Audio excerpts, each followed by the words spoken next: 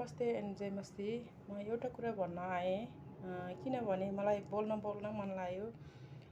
हामी जब परमेश्वरमा खडा भयौँ भने है हामी जब परमेश्वरमा खडा भयौँ भने असम्भव भन्ने कुरा केही पनि छैन प्रिय मण्डली परिवार। किनभने म पनि दुर्बल नै थिएँ, कमजोरी थिएँ। जब म परमेश्वरमा खडा भएँ, परमेश्वरले असम्भव कुरालाई पनि सम्भव गरिकन यसरी खडा गर्नुभएको छ। जुन गवाई भन्नुपर्दा धेरै गवाईहरू छ, यो टिकटक मार्फत म भन्न सक्दैन। अस्ति शनिबारको दिनमा मसँग सिधेर पानी एकदम परिरहेको थियो। मण्डली गएर मण्डलीबाट फर्केर आउँदा पनि हामी गाडी नपाएको कारणले हिँडेरै झरेँ चर्चबाट। अनि त्यहाँबाट गाडी चढ्यो, गाडी चढेर माछा पोखरीमा झरेर उनीहरूले चाहिँ उतै भनेर गाडी चढेको थियो। अनि त्यो गाडीले चाहिँ यहाँसम्म मात्रै लान्छु अनि मान्छे छैन एउटामा हालिदिन्छु भन्यो। मलाई चाहिँ अलिकति रिस उठे रहेछ। अनि अघि चाहिँ उता भनेर कराएर हाल्ने, अहिले चाहिँ मान्छे छैन भनेर झार्ने भनेर मैले चाहिँ त्यो कुरा गरेँ। अनि त्यहाँबाट म चाहिँ झर्छु, म जान्छु, तपाईँहरूको गाडी चाहिँदैन, हामी आफ्नै गाडीमा जान्छु भनेर म चाहिँ झरेर मेरो जुन गन्तव्यतिर जाने गाडी चाहिँ मेरो अगाडि गइरहेको थियो। म जाँदै थिएँ त्यो गाडीलाई मैले भेटाउन सकेन। तर एउटा बुढी आमालाई चाहिँ प्रभुले मलाई जम्का भेट गराउनु भयो है। अनि गाडीबाट ओह्रालिदिनु भयो अरूले, म त उसकै छोरी होला भनेको होइन रहेछ। सिर्फ उसँग त साथी एउटा लट्ठी र एउटा ब्याग रहेछ, अनि सानो ब्याग रहेछ।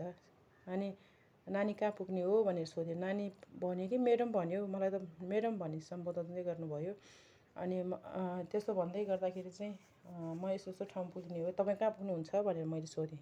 अनि उहाँले चाहिँ म पनि त्यो ठाउँ पुग्ने हो भन्ने कुरा गर्यो। अनि तपाईँ यस्तो भयो कति भयो भनेको 72 साल भूकम्पमै यस्तो भएको रे, अहिलेसम्म सन्चो भएको छैन, कति औषधि खाइसक्यो भनेर भन्यो। अनि हिँड्न नसक्ने खुट्टा घिस्रिएर हिँडिरहेको थियो है। मलाई यति हृदयबाट नै उसलाई बोल्दै गर्दाखेरि चाहिँ मलाई ठ्याक्कै टच भयो कि। अनि तपाईँको यो जुन हात खुट्टा प्यालेस बनाएको त तपाईँको शरीरको रोग होइन, दुष्टले चलाएको रहेछ भन्ने कुरा चाहिँ मैले भन्यो। अनि प्रभुमा विश्वास गर्नुहुन्छ, मैले प्रार्थना गरेँ भने तपाईँले विश्वास गर्नुहुन्छ भनेर भन्दाखेरि ल गरिदिनुहोस्, म विश्वास गर्छु भनेर त्यो आठर गर्नुभयो है। उसले यस्तो भनेपछि मलाई एकदम झन् जोसिलो भयो। यस्तो पानीको झरीमा मेरै ब्याग, एउटा बाइबल ब्याग थियो, एउटा मेरो सामानको ब्याग थियो। म ड्युटीदेखि नै चर्च गएको थिएँ। अनि उसको ठुलो ब्याग रहेछ। अनि बाटोमै यस्तो पानीको झरीमै बाटोमै उसको घोडामा छोएर हातमा छोएर प्रार्थना गरेँ है। मान्छेहरू यताउति हिँडिरहेछ, गाडी चढ्नेहरू हिँडिरहेछ। लास्टसम्म केही पनि नआए कि। जब प्रभुले हामीलाई खटाउनुहुन्छ नि, म त्यो भन्न खोजेको होइन कि प्रभुले हामीलाई जब खडा गर्नुहुन्छ, हामी लाज लाग्नुपर्ने पनि छैन, डर मान्नुपर्ने कुरा पनि केही पनि छैन रहेछ कि। अनि त्यो दिनमा प्रभुले यति शक्तिशाली काम गर्नुभयो। त्यो आमा लट्ठीको सहारामा खुट्टा तानेर हिँड्ने अवस्थामा मेरो पौरोडीको डल्लो देख्नुभएछ सबैजनाले। मेरो पौरोडीको डल्लो उसको हातमा छ। अनि ल प्रार्थना गरिसकेपछि मैले आमेन भने मैले बिस्तारै भन्दाखेरि उसले यति चर्को स्वरले आमेन गरे कि। अनि त्यो आमाले यसरी आमेन गर्दाखेरि अनि ल तपाईँको लट्ठी त्यहाँ छोडेर तपाईँ खुट्टा तन्काउँदै दौडिनु भनेर मैले यति मात्रै भनेको। मभन्दा कति उता पुगिसक्यो बुढी आमा है। प्रभुले यसरी चङ्गाइदिनु भयो, प्रभुको चमत्कार है। प्रभुले खानुभएको कोराको चोटले हामीलाई निको बनाउनुहुन्छ है। हामी साहस गर्नुपर्छ, हामी धैर्य गर्नुपर्छ, हामी खडा हुनुपर्छ है। एउटा अहिले के भइरहेको छ, हामी एउटा क्रिस्चियन भएर जिइरहेको छ क्या हाम्रो जीवन अहिले, ख्रिस्ट भएर होइन। हामी ख्रिस्ट भएर जिउने बसाल्नुहोस् प्रिय मण्डली परिवार। हामी ख्रिस्ट भएर जिउनुपर्छ। हामी जब ख्रिस्ट भन्छौँ नि, असम्भव कुरा केही पनि छैन, सबै कुरा सम्भव छ। हामी क्रिस्चियन भएर होइन।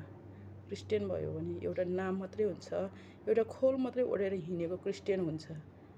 प्रिय मण्डली परिवार, म के भन्न चाहेँ भने हामी जब हात राख्छौँ, हाम्रो हातद्वारा अभिषेक आओस्। हामीले जब जसको शिरमा हात राखेर प्रार्थना गर्छौँ नि, यो हातबाट अभिषेक आउनुपर्छ कि।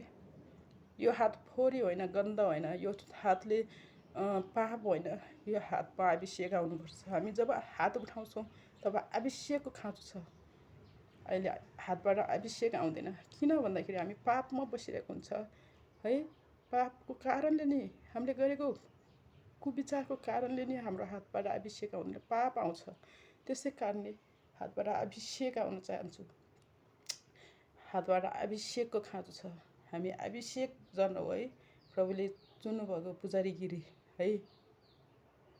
त्यसै कारणले हामी खडा हुनुपर्छ, सधैँभरि खडा हुनुहोस्। म त्यही भन्न चाहेँ।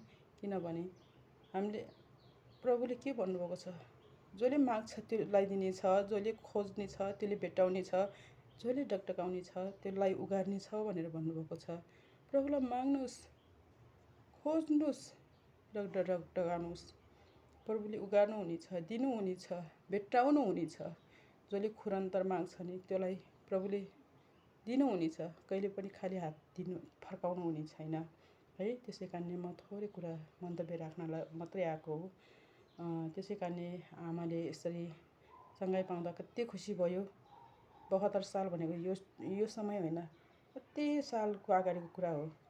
मेरो बाबु त 3 वर्ष मात्रै भइरहेको थियो त्यो बेलामा। अहिले 70 वर्षमा छोइसक्यो भनेपछि कति साल शास्ति बोकेर बस्यो होला, कति साल दुष्ट आत्मा बोकेर बस्यो होला है। म भन्छु कि हामी यो भित्र पवित्र आत्मालाई सजाउने यो हाम्रो हृदय हो है, मन्दिर हो। तर के भइरहेको छ अहिले, दुष्ट आत्मा सजाएर राखेको छ कि। त्यही कारणले हामी फ्रिडममा प्रभुको महिमा बोकेर, प्रभुको अभिषेक बोकेर, पवित्र आत्मालाई सजाएर हामी हिँड्नुपर्छ। जरुरत छ अहिलेको दिनमा, अभिषेकको जरुरत छ है। त्यही भन्न चाहेँ। जय मसीह। मैले केही भुल गल्ती गरेका छौँ भने क्षमा दिनुहोस्, माफ दिनुहोस्। कसैलाई घोचा पेचा परेको छ भने जय मसीह। God bless.